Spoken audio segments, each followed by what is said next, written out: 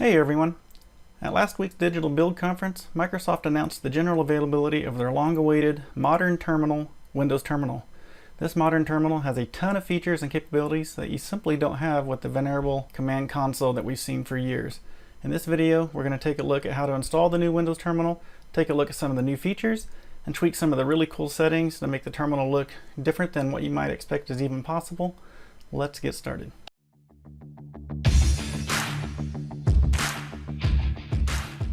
So if you want to install the new Windows Terminal, it's pretty easy. You can install it from the Microsoft Store.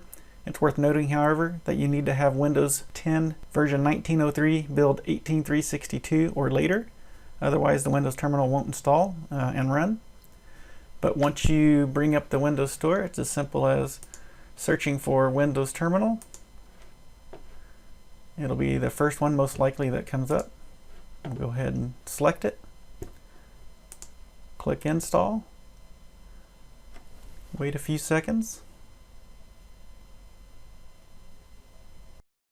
And there we go. It's now installed. We can click Launch. And there's the new terminal. Okay, now that we have the Windows Terminal installed, let's go ahead and run it. Hit the Windows key, start typing Windows Terminal.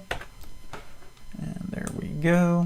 It's worth noting that if you prefer to just run the Windows Terminal command, you can do Windows R, type WT, and that will also bring up the Windows Terminal. So by default, it comes up with the Windows PowerShell terminal. You can click the plus here and open additional windows, so you can have multiple, for example, PowerShell terminal windows open. If you hit this little down arrow over here, you'll see the available terminals you have at your disposal.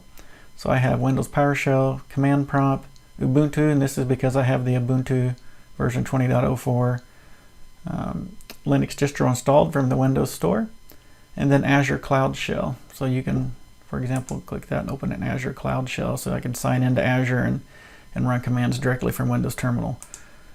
Just like I can click on Ubuntu, and essentially I'm in Ubuntu at this point.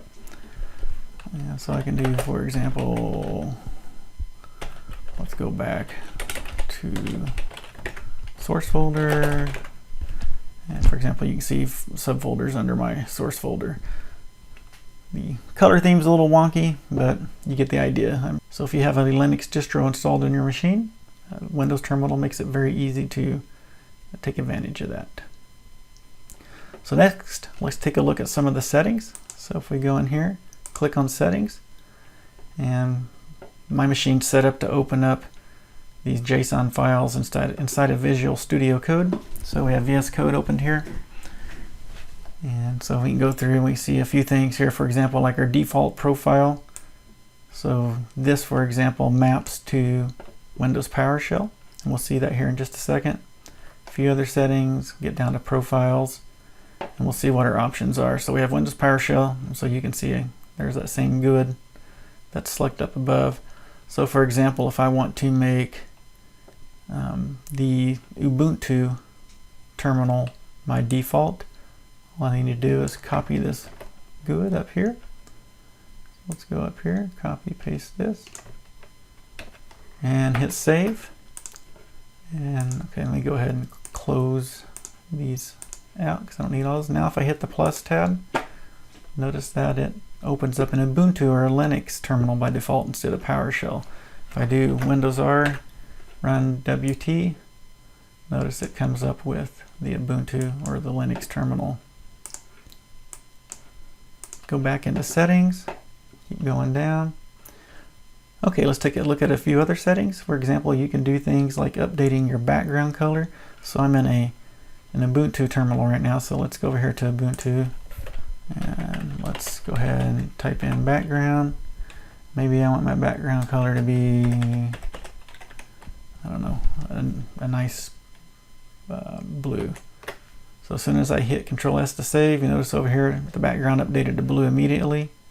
So let's play around a little bit more. So now we got kind of a, I don't know what color that is, maybe a magenta type color. So you can make the background color be whatever you like, which is kind of fun. Now let's go look at the settings for Command Prompt. Let's change it up a little bit as well. I'm going to change the background image on this one to, already got an image stored here. And I'm also going to change the stretch mode so the image shows up the way I want it to. And I want to set this to uniform. Okay, now just say, but you didn't see anything happen because I don't have a command prompt terminal window open, so let's go open one. And notice now I have a little dog as my background. So go in here, whoops, LS doesn't work for Windows. Go to a directory, and so you notice that now I have my background showing there. White over white doesn't work too well. But what you can do, for example, come back over here. Now let's set our background opacity, or opacity, sure, either one. Let's set it to 0.4. Now that makes it a little bit easier to see. So that's kind of cool. You can have background images on the back of your various terminal screens. Let's take it one step further, and let's change our image here to a GIF.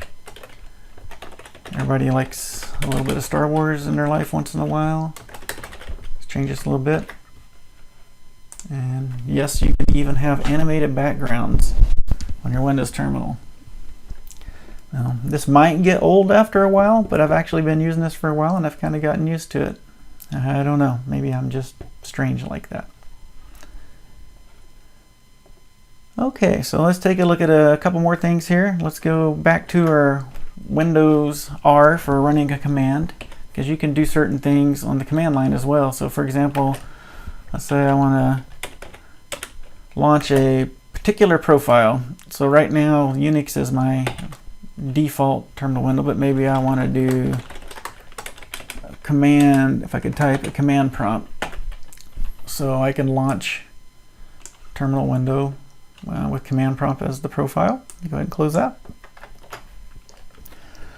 But I might also want to do certain things like, hey, I want a command prompt, I want to do a split pane, then I'm going to do Windows PowerShell, another split pane, then I'm going to do WSL for Windows subsystem for Linux, which will just launch the default Linux terminal. So if I hit that,